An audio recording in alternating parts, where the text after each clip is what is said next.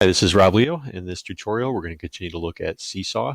In previous tutorials, we looked at journaling, where the students are kind of directing their own sharing of content and that which they've created. Again, you've seen photos, you've seen videos, you've seen files, you've seen drawings. Whatever it happens to be, the students can kind of document what they're learning and share it with the whole class or just with the teacher. What I want to do next is showcase how to create some teacher-directed activities using Seesaw. And to do that, you'll notice again on the teacher screen, we're just going to select activities. And if you want to look at the activity library, they have all sorts of stuff that other people have created. Perhaps you could get inspired by something like this. One of the ones that you might find useful at the elementary level, for example, is the reading fluency option. And you can kind of play the instructions for this, and you can choose to use this in your class. And it kind of takes you through with step-by-step directions and how to use it as a student. What I want to look at is creating one from scratch, and I thought it'd be fun to label a blank map. So we're going to create a mapping activity. Call this label, whoops, the US. Type instructions for your students. You could type the instructions here.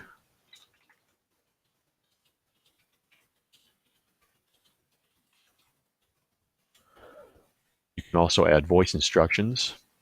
You're going to give it access to your microphone. If you forget that step, click the lock. And under microphone, you can click the triangle and select allow. Once we're all set, we can begin the recording. Hey students, in this activity, I want you to label as many of the states of the United States that you possibly can. You can add text on the map overlay. Thanks for listening and good luck. Now I want to give students a template to edit, and I need a blank map of the United States, so I'm going to turn to the internet. Do a Google image search for a blank map. And just to make sure I'm covering all the bases, I'm going to go to Tools. I'm going to go to Images first. And under Tools, I'm going to make sure I find one under Usage Rights that's labeled for reuse. This one looks great. I'm just going to do a right click and Save Image As. I'm going to put it on my desktop for now. It's a blank map of the US. This is an SVG file. It's going to save as a PNG image, which I think will be fine for my purposes here. I'm just going to click Save. And then back in Seesaw, I'm going to add the template for students to edit. In this case, it's a file. I can drop it in, or I can just select for my computer. Actually, it should have taken it, but there it is. You can kind of see the image of it as a preview. I'm going to click the check mark to indicate that I'm done, and this is what my map will look like. Looks great. I'm going to click the check mark. That's what I want to share with the students. It's going to upload it to the activity. And when I'm all set, I can either save it as a draft or I can preview it. I have some more options underneath. It's going to go to my Mr. Leo's class. And under more options, I can put it in folders. I can attach skills to it. This is with the premium account only. But I think I'm satisfied with that. Let me just preview what it's going to look like. Play my instructions. Hey students, in this activity, I want you to label as many of the states of the United States that you possibly. That looks great. I think I've already customized it. When I'm all set, I'm simply going to click Share, and that should be published. So now that it's shared, again, Seesaw is fantastic about all of its support materials. It tells you exactly what's to come next. Students will open Seesaw, they'll tap Activities, they'll click plus Add to do the activity, and then you approve as the teacher. So let's take a look at this from the student point of view. Here we are. I'm going to refresh my page. Now that I've refreshed it, now as a student, I have more than just a journal. An activity has been created, and I do have a visual indication that there's something new here. There's also something new in my inbox, which I haven't checked out yet. Looks like messages versus notifications. And you can see like somebody liked your item, somebody commented on it, someone else liked something different. So it is kind of fun to see who's reacted to the stuff that you posted. And under activities, again, I've got my map, I've got my audio instructions. You could also type your instructions as well. But as a student, when I'm all set,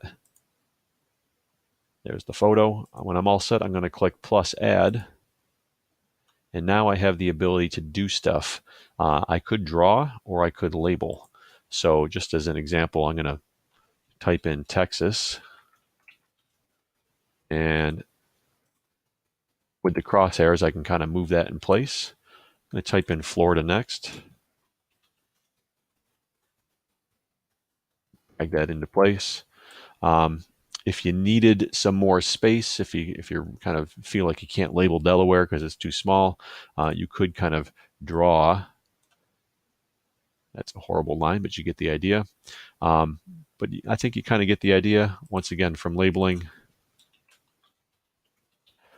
the obvious ones here. Once you're all set, you can click the check mark. And down below, if you needed to record something, draw, label, or add a caption, you could do that as well. But once you're all set, you can click the green check mark, and that will upload it once again to the class stream for the teacher to approve. Back on the teacher screen,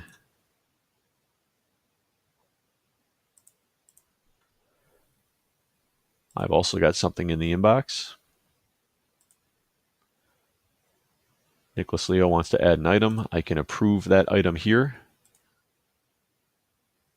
Of course, the teacher screen has it in a couple different places. Looks like I have, oh, looks like everything's up to date. Let me go back to my activities. One response.